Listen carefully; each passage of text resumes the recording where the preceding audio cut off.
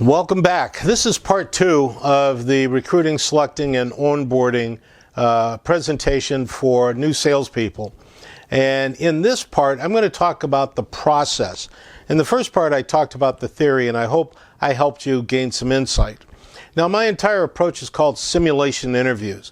We're going to simulate your selling process when you're working with candidates. For instance, in selling to a real customer, I'm sure you expect your salespeople to show up on time.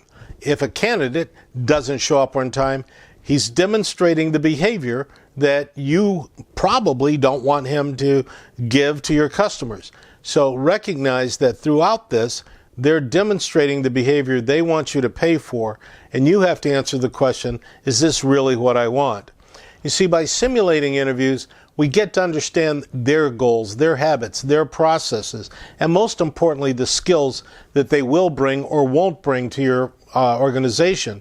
I've seen a lot of good salespeople go to work for some of my clients with low skills, but we knew that when we hired them, and we gave them special training to help them get their skills up to speed. Their aptitude and behavior was right, they just hadn't been exposed to the proper training in the past. Now, as you well know, I'm a pilot. I love to fly airplanes, and my son is also a commercial pilot, and he and I have a game that we've played many times where we'll go to a restaurant near an airport or at an airport after we've flown in the simulator at the airport. And the game is who can fly the best approach in the simulator. That person buys lunch or gets lunch bought for them by the other person. So it hit me one day that we're simulating flying in order to practice and sharpen our skills. And if you have a candidate come to work for you, put him or her in your simulator and see if they can fly. Because, by the way, no pilot gets hired by any airline without proving they can fly in a simulator, even if they've been flying for 20 years. So it's up to you to simulate the process. I want to know what kind of research they can do. And you can see the entire checklist on your screen. But if the new candidate can't perform in a simulated environment, odds are he or she won't perform up to your expectations in a real environment. Okay, it's time for the first interview. Again, they must be on time. Now, if you're doing this over Zoom, please check out the background. Please check out how they appear. I've seen people during sales interviews eat lunch over Zoom. I have no idea why they feel that's appropriate. But if you hire someone that demonstrates that kind of behavior, all I can say is you're getting what you pay for. I've seen Zoom presentations where there's inappropriate decorations on the wall, reminiscent of dormitories when I was in college. Again, very interesting if you're an 18 or 19-year-old young man, but I don't think it's appropriate as a background for a sales presentation. Don't come to a Zoom interview in a t-shirt, especially one that's dirty. I've seen these. If you're going to go to an interview in your male, you probably should shave. So let's understand that the behavior you're observing is the behavior they want you to pay for. If you accept that, then you're going to get what you're paying for, and I believe that that shouldn't be the case. In this first interview, find out why they're interested in your job as opposed to someone else. Make sure that you let them know that many people are competing for the job. Again, one of the attributes I want to see is how competitive is this man or woman, and they should demonstrate that throughout. Now, in the first interview, I throw a couple of curveballs at people on purpose. I'll ask them what did they like about or what did they think about our website. And I've seen people try to bamboozle my client and or myself with that question. And they'll say something very vague like, I really like the way you use colors. True story. And I said, well, which color did you like? Well, blue. Okay. Where was it? Oh, it was on that page where you had all the blue. So if they're a liar in the interview, guess what they're going to be when a customer says, can I get a discount? Or is there something you can do to help me get a better consideration? And if you hire a liar, shame on you. That's your mistake, and I want you to not do that as we move forward. Make sure that the candidates pass that obstacle Make sure that they answer good questions about all of the decision points in their resume, and then let's get down to brass tacks. I like to say, now that you're here, give me a presentation for your current company. And that's a curveball that they're not ready for. If they have been selling for anybody for any length of time, they should be able to give us a presentation about that product or service. If they do this the way I'm about to demonstrate, then call a timeout. What I don't want to see, the red flag that should make the party end, if you will, is the applicant says, well, Gil, here's how I like to do it. And I've had 100 people say that to me. I don't want them to tell me how they like to do it. I want them to give me a presentation as if I were a prospect for their current company. If they can't or won't, that's probably a sign that 6 months or a year or 5 years from now, they won't be able to give a presentation about your company. And we need to make sure that we avoid those issues as we move forward. Now, in your toolkit, I've got interviewing questions that you can reference and use as a checklist. If they do well, bring them back for a second interview. One of the questions I really like to ask is, in your previous jobs, please describe the best or the worst manager you've ever worked with. Who was the best and who was the worst? Why were they the best and why were they the worst? If the worst manager has management processes that you use, then guess what? You're about to hire someone that won't like the way you manage. Either that or they're going to encourage you to change your management style. I get concerned when I hear people say, well, the worst manager I ever worked for was a micromanager. Like, that's a derogatory term. And I'll say, well, help me understand, what does micromanaging mean? And they said, well, they want us to turn in activity reports. Okay, well, if you're working for me, you're going to turn in an activity report. So if that's a conflict, why should we go further? So just point that out. Use somebody's behavioral knowledge test. As I said in part 1, try to benchmark the behavior and the knowledge of several of your top performers. That will create a template, if you will, that you can use to compare all of your applicants to as you move forward. Now, again, in some states, this is illegal. You can't use these tests before you offer a job. So make sure you clear this with your lawyer or your HR department. But if you can use it, it's wonderful. If you can't, then I must press the candidate to describe in detail his or her process. What do you do every Monday? What do you do throughout the week? At the beginning of the month, what are your activities? What do you do in the middle of the month? I want to see that they have some process. What scares me and concerns me when I'm looking at a candidate for a client is the sales rep that says, oh, I want to work hard. Well, that's great, but is hard 2 calls a day or 20? Help me quantify that. So it's giving me insight into how they think. There are a lot of salespeople that confuse selling with visiting. And if they had a job where the customers really liked the product and the product was in high demand, they had a volume of sales that made them look good, but they didn't have the process that you may need. So your world is different than the world they've come from.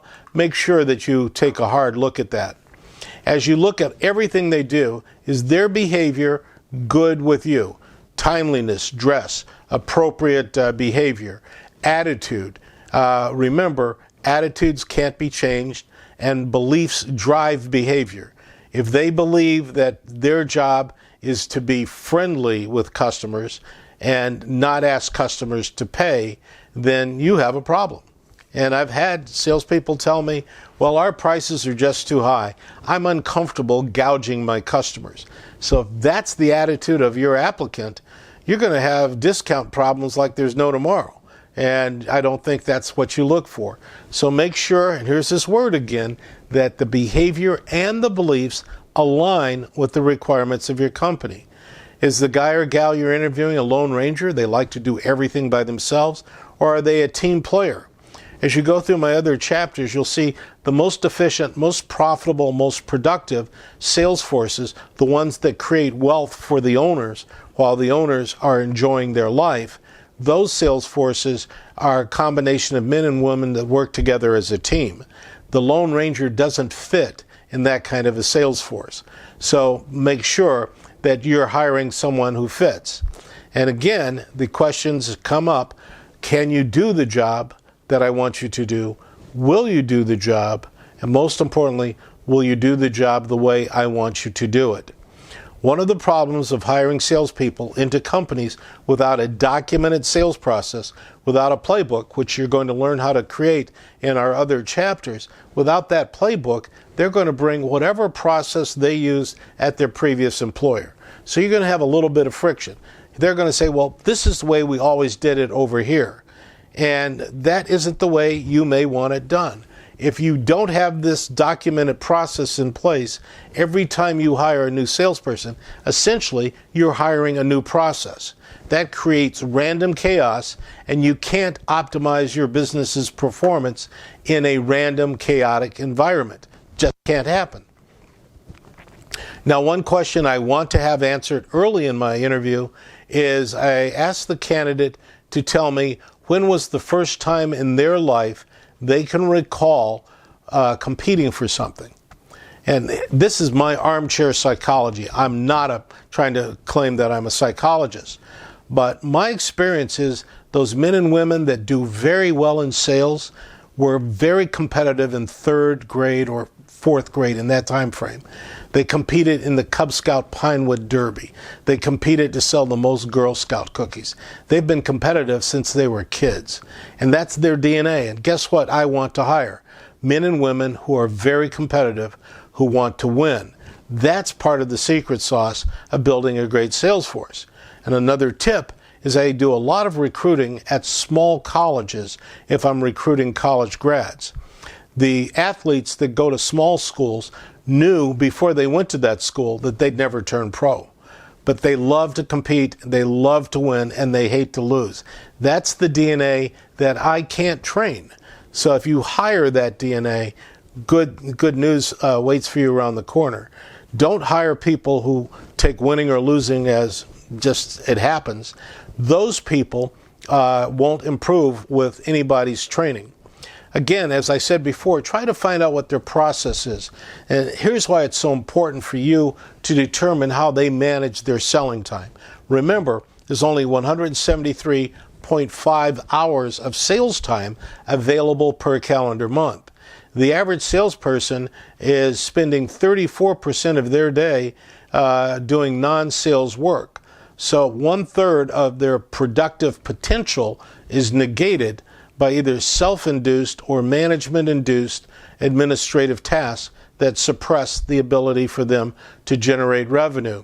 So in the interview process, I ask questions like, during the course of the day, when do you start and when do you stop?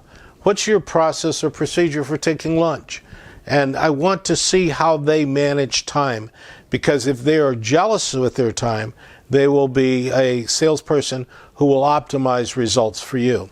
If at all possible, find out, do they keep their calendar in their laptop or their smartphone or in a notebook? And if it's with them, ask them to share it with you. One of the things I've found is a salesperson who has no appointments ain't going to get no orders. So let's make sure that we have a booked calendar. That's the symptom or the sign of a sales rep who's really going to be productive for you. I talked earlier in the first part of this presentation about the 100-day plan. This is a valuable exercise. It helps me understand how they feel about the job that we're doing. And also take a hard look at making sure they give you a presentation. A mock presentation is mandatory. You can't go to work for the airlines without proving you can fly an airplane.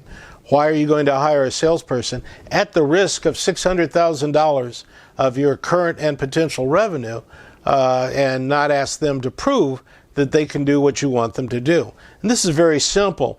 At the end of one of the earlier interviews, tell them that they look like they're one of the candidates that you'd like to move forward on, and that your company requires that they prepare and present a 7-minute overview of your company. Tell them to go to your website to get any information they'd like. And here's one of the questions that I use as a curveball. I say, would you like any information from me to help you prepare for this presentation? Give them brochures, anything that you'd give out at a trade show, public information. And then see if they can glean your value propositions from this information. If they can, you're well on your way to hiring a good employee. If they can't, and if they come in and they're inarticulate and they're not well prepared and they're late, then they're demonstrating the behavior that they want you to hire. And if you hire that behavior, shame on you. Another trick that I use is I ask them to type me a letter in my office at an empty computer or an empty cubicle. And the reason I want to do that is so much selling today is done by email and by text. And if they can't use the English language in a persuasive way, a selling way, with good grammar and good information, then you probably could have someone that won't perform. As I said a moment ago, take a hard look at their calendar if you can. A good calendar is one that's very crowded. Bad calendar is very few or no appointments. But if they have no calendar with them, then that makes me wonder, did they anticipate getting a follow-up meeting? How would they know to schedule a meeting with you unless they knew they had nothing else to do? So that raises some issues. Try as best as possible to determine their belief system. You know, when you go out on a sales call, what's your mental mindset? Do you feel you're going to win? Do you feel that you have a good chance? How do you feel about your success and about the world? I try to get those beliefs because beliefs drive behavior. And if they constantly tell you, it's not my fault, I'm looking for a job because our prices are wrong, my boss is a jerk, the competition's too tough, my territory's not fair. If they manifest this excuse-itis, if you will, then they probably are going to find flaws with virtually every decision you make. If they don't have the correct correct beliefs, they probably won't have good behavior. Ask them for their sales plan. If they say, what do you mean? Well, you know, the plan that you have on how you're going to achieve your goals for the year. What's your plan? Well, I work hard. That's not a plan. That's a hope. Ask them for their plan. If they don't have a plan and you're following our process of developing playbooks, you may have a little bit of a conflict. As you can see, I've created my own acronym here. It stands for fly by the seat of your pants. So if they don't have a plan, they're one of those salespeople that just gets up in the morning and hopes something good happens. Now, this is a tender subject. A lot of my clients, a lot of my students have had some concern about this. One way to really test the candidate to see if they are the competitor they claim to be is tell them that they are one of two finalists and that the other finalist looks a little bit better, and see how they react. If they fold, then they're telling you that they aren't very competitive. If they say, well, here's why you should hire me, then they're very competitive. And again, as I said earlier, I'm giving you more than you need. If the guy's obviously a winner or gal's obviously a winner, hire them. But if it's coming down to it, make sure that you have that issue. Try as best as possible to confirm income. In some states, you can check the W-2. You can't here in California. But again, I want to know how much they made because it must align with your company. And I want to know how they were paid. $90,000 is not $90,000 company to company. If they made $90,000 and it was pure commission, that requires a different kind of mindset than if it made $90,000 and they had a guarantee of $80,000. So again, let's make sure that these align as best as possible. If you don't use some of these pre-employment tests and skills tests, you will fail more often than not. Use these tests to find out the people that are really going to be successful. Never ignore the natural style. You could pay me $1 million a day to be your sales trainer, and I can't change what God has made. If you have a hunter in front of you and you want him or her to hunt, great. If you have a harvester and you want me to train them to be a hunter, I'll take your money, but you won't get the results you want. And that's one of the reasons why a lot of sales training fails to satisfy the owners of companies like yours. You've got people who have been hired because they're nice people, but they don't align with the job requirements, whether that's the reality. In some industries, and I've been at this for 40 plus years now, I've seen people that were great performers 20 years ago. I mean, superstars. But the industry changed, the technology changed, and the sales process must change, and they haven't changed. So now they're no longer top performers. And that's an issue that we need to look at. And their DNA doesn't complement the current reality of the marketplace. Never ignore their natural style. After you like someone, please do the reference checks. It's too inexpensive. It's less than $50 most places to get a very thorough reference check, and you should try to find second-level references. So if the candidate says, Bob Jones is my reference, call Bob and verify what he's saying, but then ask Bob, who else do you know that knows my candidate? It's that second reference that may give you the best information. And wrapping this up, let's conduct background checks wherever possible. And last but certainly not least, don't hire tomorrow's people based on yesterday's style and market. So we've covered a lot of ground in these first two modules, focusing on recruiting. Make sure you use our 90-day roadmap for sales professional. Make sure you check references. If possible and legal, use pre-employment testing and have multiple people involved, and don't rush.